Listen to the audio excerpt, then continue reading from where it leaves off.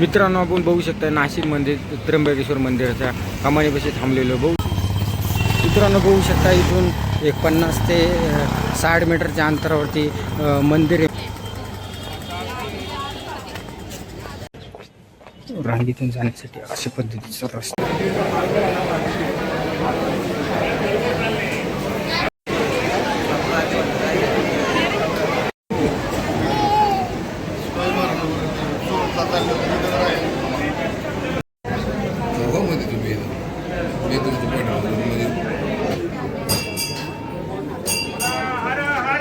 महादेव.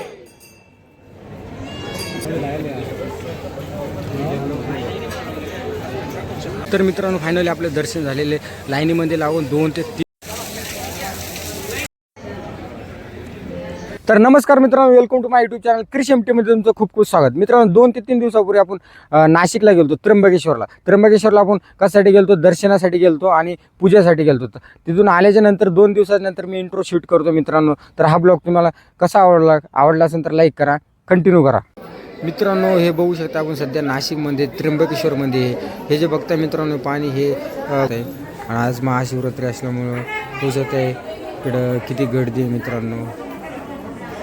काल बघितलं तुम्ही महाशिवरात्री असल्यामुळं. आता सध्या सकाळचं वातावरण बघू शकता. तीर्थराज कुशावरती या गोदावरी या कुंडावरती सगळी स्वच्छता वगैरे झालेली, फूल हार टाकलेली बघू शकताय.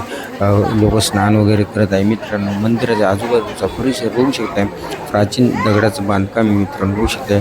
खूप मोठा असा कुंड आहे मित्रांनो. आपण बघू शकता नाशिकमध्ये त्र्यंबकेश्वर मंदिराच्या कमानीपाशी थांबलेलो बघू शकता. कमानी मित्रांनो, आणि इथून मंदिर एक 100 ते 200 मीटरच्या अंतरावरती आहे मित्रांनो. आपण पाठीमागे बघितलं कमान. आता इथून 60 ते 70 मीटरच्या अंतरावरती महादेवाचं मंदिर आहे. आपण आतमध्ये जाणार आहोत दर्शनासाठी मित्रांनो. बघू शकता इथून एक 50 ते 60 मीटरच्या अंतरावरती मंदिर आहे मित्रांनो. आपण मंदिराकडे चाललो आहे दर्शनासाठी. तर नाशिकमध्ये त्र्यंबकेश्वर ज्योतिर्लिंग महादेवाचं मंदिर आहे मित्रांनो. आपण चाललो आहे मंदिराकडे दर्शन.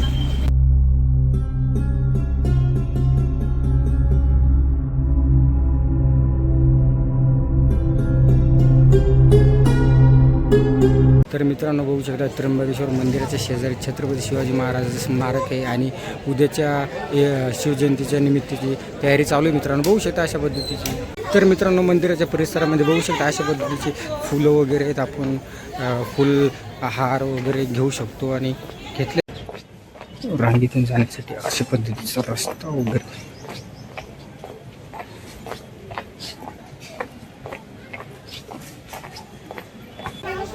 तर मित्रांनो, फायनली आपण मंदिराच्या परिसरामध्ये आलेले बघू शकता. माझी आई आणि आजी. इथून आम्ही बारीत लागणार आहे मित्रांनो.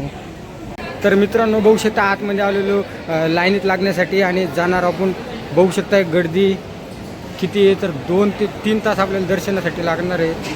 तर मित्रांनो, बघू शकता अशा पद्धतीच्या लाईनिंग आहेत. आपल्याला 2 ते 3 तास लागू शकतात दर्शनासाठी बघू शकता.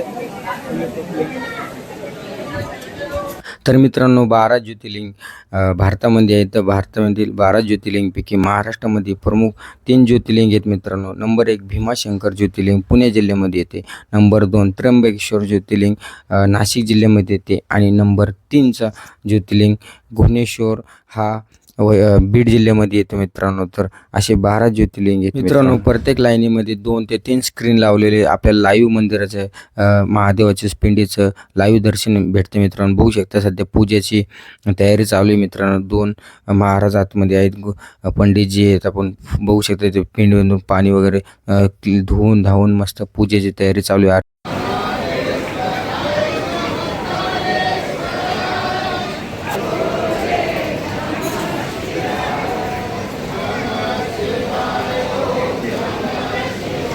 मित्रांनो, बघू शकता आपण आता लाईव्ह स्क्रीनवर बघताय पूजेची आरतीची आणि पूजेची तयारी चालू आहे मित्रांनो. बघू शकताय अशा पद्धतीचे फूल वगैरे टाकून अजून तरी 15-20 मिनटं लागतील आणि आरतीचा वेळ झाल्याच्या नंतर आरती करण्यात येते.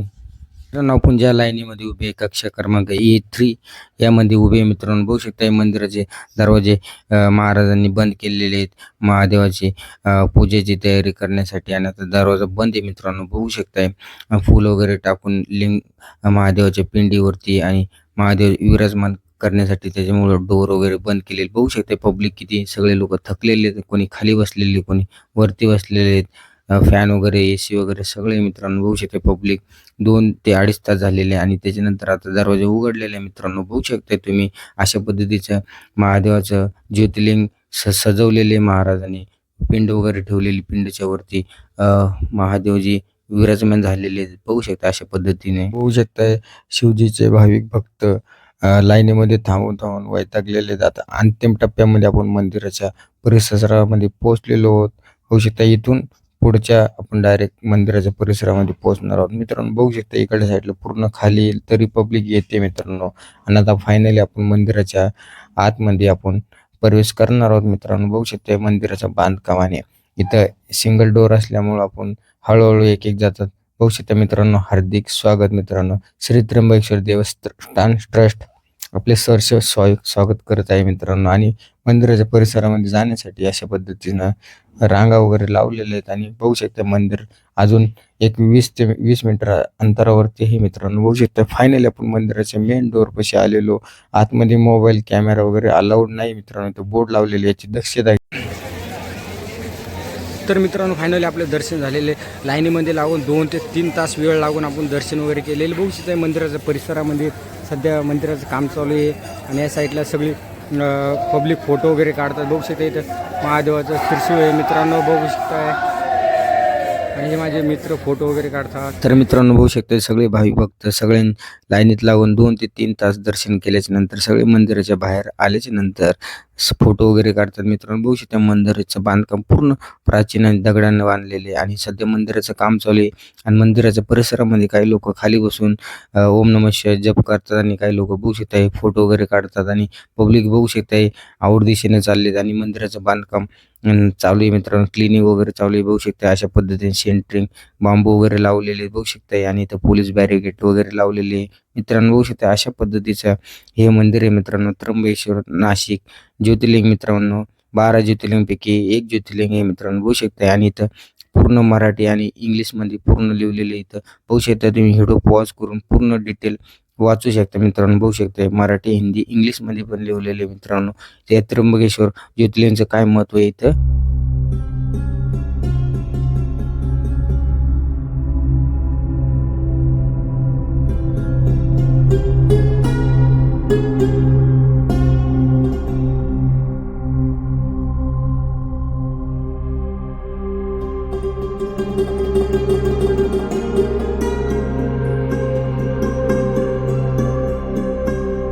समोरची साईड अशा पद्धतीने सध्या मंदिराचं काम वगैरे चालू आहे. क्लिनिंग वगैरे होऊ शकतं. अशा पद्धतीचं मंदिराचा परिसर आहे मित्रांनो. फायनली आपले दर्शन वगैरे झालेले बघू शकता. इथं बोर्ड लावलेले इथून आपण बस स्टँडकडे जाऊ शकतो. आणि बघू शकता आपण फायनली मित्रांनो बस स्टँडकडे आलेलो आहे. आणि तिथून आपण सिटी बस पकडलेली मित्रांनो. आपण त्र्यंबकेश्वरून डायरेक्ट नाशिक बस स्टँडपर्यंत, नाशिक रोड बस स्टँडपर्यंत आपण सिटी बसमध्ये बसलेलो. प्रत्येकी तिकीट त्र्यंबकेश्वरपासून नाशिक रोड बस स्टँडचं तिकीट 70 रुपये मित्रांनो. बघू शकता त्र्यंबकेश्वरचा अशा रोड आहे आणि अशा पद्धतीने नजारा आहे. बघू त्या साईडला बिल्डिंग वगैरे डोंगर वगैरे मित्रांनो. बघू शकते त्यात छोटासा पाण्याचा तलाव आहे मित्रांनो अशा पद्धतीचा. आणि आपण बसमध्ये बसून आपण चाललो मित्रांनो. त्र्यंबकेश्वरून नाशिक बस स्टँडकडे जाण्यासाठी आपण निघालेलो. आता 6-6:30 वाजलेले मित्रांनो.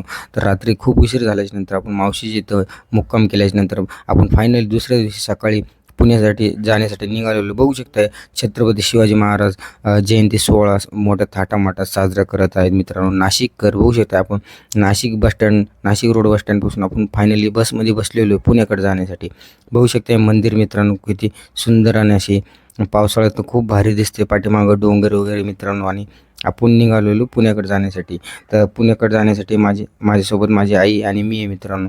आम्हाला प्रत्येकी मला 420 रुपये तिकीट लागलेलं. आईचं हाफ तिकीट आहे मित्रांनो. आणि आता आम्ही पुण्याकडे जातो आहे मित्रांनो. बघू शकता कशा पद्धतीचा नजारा आहे मित्रांनो. डोंगर वगैरे पावसाळ्यात तर किती खूप भारी दिसत असेल डोंगर आहे मित्रांनो. आणि मित्रांनो पुण्याहून नाशिककडे जाण्यासाठी आपण 10 सव्वा 10 वाजता बसलेलो मित्रांनो. बघू शकता आपण आत्तापर्यंत संगमनेरमध्ये पोहोचलेलो. बघू शकता संगमनेरचं बस स्टँड किती मस्त आहे मित्रांनो. सिमेंटचा रोड वगैरे बस स्टँड एकदम स्वच्छ आणि क्लीन आहे मित्रांनो. महाराष्ट्रातली प्रत्येक बस स्टँड अशी झाली. तर मित्रांनो तुम्ही या ब्लॉगमध्ये बघितलं आपण त्र्यंबकेश्वरला ज्योतिर्लिंगचं दर्शन करण्यासाठी गेलतो मित्रांनो. मंदिराचा परिसर बघितलेला आहे आणि आपल्याला दर्शन करण्यासाठी आपण लाईनीत लागलो होतो. आपल्याला 2 ते 3 तास लागलेले मित्रांनो दर्शनामध्ये. आणि दर्शन वगैरे आपण केलं मित्रांनो. दर्शन एकदम व्यवस्थित झालेले आणि ज्योतिर्लिंगचं आपण दर्शन वगैरे केल्याच्या नंतर मंदिराच्या बाहेर आलो. त्याच्यानंतर मित्रांनो मंदिराच्या परिसरामध्ये गेल्याच्या नंतर बघितलं मंदिराचं काम वगैरे चालू होतं. मंदिर परिसर एकदम स्वच्छ होता मित्रांनो. या ब्लॉगमध्ये बघितलं तुम्ही कसे येऊ शकता. आपण पुण्याहून नंतर पुण्याहून नाशिकला गेलो आणि नाशिकहून पुण्याला परत आलो. त्याच्यानंतर 2 दिवसानंतर मी आउटरो शूट करतो मित्रांनो. तर हा ब्लॉग तुम्हाला आवडला असेल तर लाईक करा, माझ्या चॅनलला सबस्क्राईब करा आणि तोपर्यंत बाय बाय. आपण भेटूया नेक्स्ट व्हिडिओमध्ये.